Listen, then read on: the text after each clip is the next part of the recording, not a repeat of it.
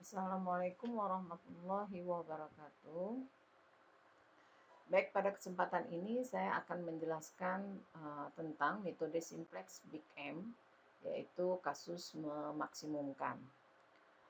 Mungkin saya dijelaskan dulu beberapa catatan tentang fungsi kendala.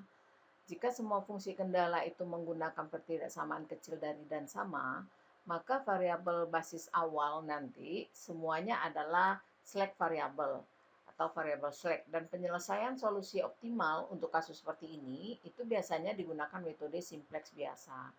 Jika fungsi kendala menggunakan persamaan kecil dari dan sama dan besar dari dan sama, dan juga ada fungsi yang kendalanya yang berupa persamaan, maka nanti variabel basis awal yang digunakan adalah variabel slack, variabel buatan atau artificial variable.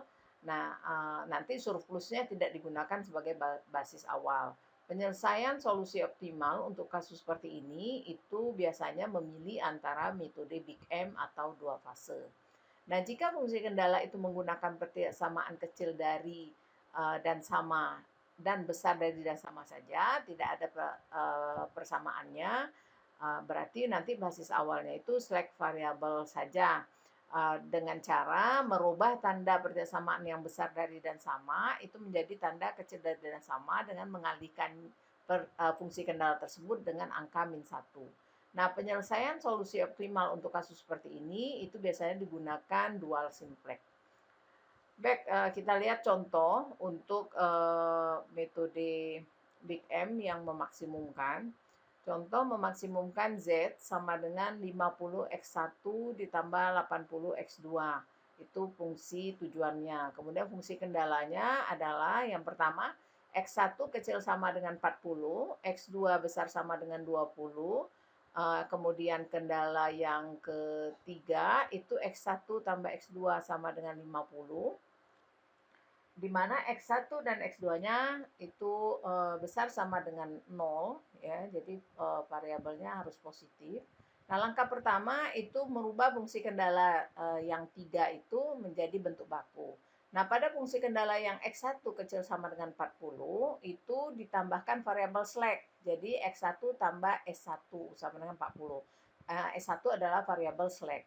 Kemudian pada fungsi kendala kedua, itu X2 besar sama dengan 20, itu berubah menjadi, karena dia besar dari dan sama, itu harus dikurangi dengan variabel surplus, lalu ditambah dengan variabel artifisial. Jadi S2 dikurang dengan S2 ditambah A1. S2 adalah variabel surplus dan A1 adalah variabel buatan.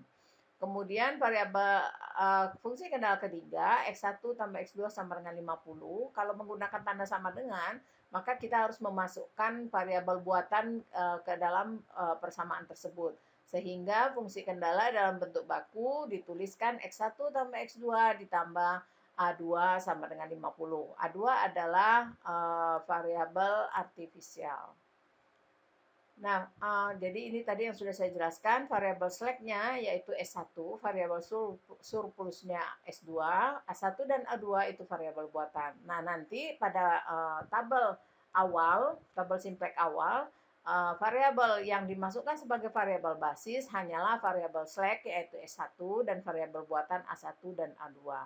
Nah, sehingga fungsi tujuan yang tadinya Z sama dengan 50x1 ditambah 80x2 itu berubah menjadi Z sama dengan 50x1 ditambah 80x2 ditambah 0x1 dikurang MA1 dikurang MA2. Nah, kenapa dikurangi dengan M? Karena kalau untuk memaksimumkan itu nanti big M-nya itu tadi, bilangan besar M-nya itu kita gunakan tanda koefisiennya -1. Nanti kalau soalnya ini fungsi tujuannya ini meminimumkan, maka kita gunakan tanda positif M. Jadi koefisien dari M itu adalah +1. Kalau memaksimumkan, koefisien dari M itu -1. Nah, itu big M-nya atau bilangan besar M-nya itu merupakan koefisien dari variabel buatannya, sehingga fungsi tujuannya berubah menjadi seperti itu. Nah, kemudian ya tadi sudah saya jelaskan yang menjadi basis itu S1, A1 dan A2. S2-nya variabel surplus itu tidak menjadi variabel basis. Kemudian selanjutnya kita substitusikan variabel buatan atau artifisial tadi ke fungsi tujuan, ya. Jadi tadi kan kita punya bentuk baku X2 kurang S2 tambah A1 sama dengan 20. Kita ambil A1-nya. Jadi A1 adalah 20 kurang X2 tambah S2. Kemudian pada yang kedua, itu fungsi kendala kedua tadi bentuk bakunya X1 tambah X2 ditambah A2 sama dengan 50. Maka diambil A2-nya sehingga A2 sama dengan 50 kurang X1 kurang X2. Nah, A1 dan A2 ini disubstitusikan ke fungsi tujuan. Tadi fungsi tujuannya adalah Z sama dengan 50X1 tambah 80X2 tambah 0S1 dikurang MA1 kurang MA2. Nah, Z-nya itu sama dengan 50X1 ditambah 80X2 ditambah 0S1 dikurang M buka kurung, A1-nya diganti dengan atau disubstitusikan A1-nya 20 kurang X2 tambah S2 dikurang MA2. Berarti M dikali A2. A2-nya diganti dengan 50 kurang X1 kurang S2. Lalu hitung, maka Z nanti sama dengan 50X1 ditambah 80X2 ditambah 0S1 dikurang 20M ditambah MX2 dikurang MS2 dikurang 50M ditambah MX1 ditambah MX2. Nah, setelah kita kalikan semua, maka nanti akan diperoleh hasil seperti ini. Ya, jadi kumpulkan semua X1 dan kumpulkan semua X2. Nah, dirubah menjadi bentuk baku sehingga hasilnya menjadi pindahkan ke kiri semua. Nah, nanti hasilnya bisa dicek kembali ya nanti kumpulkan X1, kumpulkan X2, lalu kumpulkan M.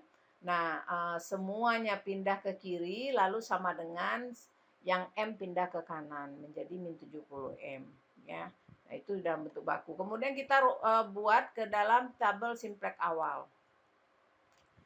Nah, ini tadi yang kita masukkan adalah koefisien-koefisien pada bentuk baku.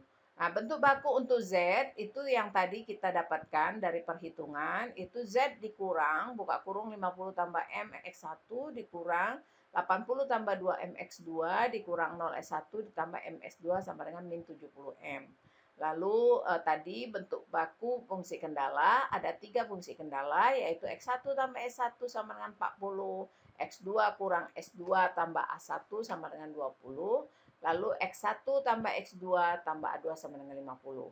Lalu siapkan tabel simplex awal. Tabel simplex awal ini lebih baik kita gunakan kolom VB itu kolom variabel basis, lalu kita tuliskan kolom-kolom dari semua variabel basis dan non basis, yaitu kolomnya terdiri dari X1, X2, S1, S2, A1 dan A2. Lalu ada kolom NK. NK ini nilai kanan ya, nilai kanan atau biasa juga disebut dengan RHS atau right hand side ya. Nah, kemudian barisnya itu terdiri dari baris Z, ya, baris variabel basis yaitu Z, S1, A1, A2. Jadi yang menjadi variabel basis itu S1, A1 dan A2. Tadi sudah disebutkan. Nah, setelah kita buat kolom dan baris, kita masukkan koefisien-koefisiennya. Contoh, koefisien Z ya. Pada X1 itu koefisien dari X1 yaitu kita keluarkan dari tanda kurung, untuk X1 itu berarti negatif 50 dikurang M ya. Jadi min 50 min M. Kemudian X2 itu koefisiennya min 80 min 2M. Lalu S1 itu koefisiennya 0. S2 koefisiennya M. Kemudian A1 tidak muncul pada Z. A2 tidak muncul berarti koefisiennya 0. Kemudian nilai kanannya min 70M. Contoh pada fungsi kendala pertama, itu variabel basis S1, maka kita lihat di situ koefisien X1 ada yaitu 1, koefisien X2 tidak muncul pada fungsi kendala pertama tersebut, maka diganti dengan 0, S1-nya ada yaitu 1, S2-nya tidak ada berarti 0, A1 dan A2 tidak ada jadi 0, lalu NK-nya atau RHS-nya 40. Demikian seterusnya sampai dengan fungsi kendala terakhir sudah kita masukkan koefisiennya. Nah, inilah tabel simplex awal yang harus dipastikan benar dalam penulisannya. Kemudian kita proses dengan memilih kolom pivot. Setelah terpilih kolom pivot, kita pilih baris pivot, kemudian kita pilih elemen pivot. Nah, tadi kita perhatikan untuk tabel simplex awal itu, pada tabel simplex awal, karena ini fungsi tujuannya memaksimumkan, maka kita memilih kolom pivotnya dengan memilih pada baris Z mana koefisien yang paling kecil. Jadi kalau soalnya nanti fungsi tujuannya itu memaksimumkan, cara memilih baris Z adalah dengan memilih mana di baris Z tersebut yang paling kecil. Nah, ternyata pada kolom X2, baris Z-nya adalah min 80 dikurang 2M. Karena M adalah bilangan positif terbesar, maka kalau min 50 dikurang 2M itu pasti menjadi negatif yang sangat kecil, bilangan yang sangat kecil. Nah, jadi dipilihlah dia. Dipilihlah min 80 min 2M. Karena min 80 dikurang 2M itu terletak pada baris Z yang terpilih, maka kolom X2 tersebut menjadi kolom pivot. Nah, setelah kolom pivot terpilih, lalu kita mencari baris pivot. Bagaimana cara mencari baris pivot? Kita harus membagi angka-angka pada NK. Jadi nilai kanan itu angkanya min 70M, 40, 20, dan 50. Angka tersebut kita bagi dengan angka-angka pada kolom X2. Nah, harap diperhatikan, kolom pivot yang digunakan hanyalah bilangan positif. Kalau 0 dan negatif kita abaikan saja. Sehingga kolom pivot yang kita gunakan adalah kolom pivot yang bersesuaian dengan baris A1 dan baris A2. Sehingga NK yang digunakan adalah 20 dibagi 1, yaitu 20. Di situ disebut dengan kolom rasio. 50 bagi 1, 50. Nah, untuk mendapatkan baris pivot, pilihlah antara 20 dengan 50 mana yang paling kecil. Jadi rasio dipilih dari bilangan positif terkecil, ya. Jadi yang besar dari 0, tetapi yang paling kecil antara rasio-rasio yang ada. Dari 20 dan 50 dipilihlah angka 20 sebagai angka terkecil. Sehingga setelah ditarik, ternyata dia berada di baris A1. Perpotongan antara X2 dan A1, yaitu angka 1, itulah yang disebut dengan elemen pivot. Baris pivotnya adalah baris A1. Nah, ini jadi kolom pivot itu dipilih dari bilangan terkecil pada baris Z seperti yang sudah saya jelaskan. Nah, elemen pivot tadi itu terpilih sebagai elemen pivot yaitu angka 1.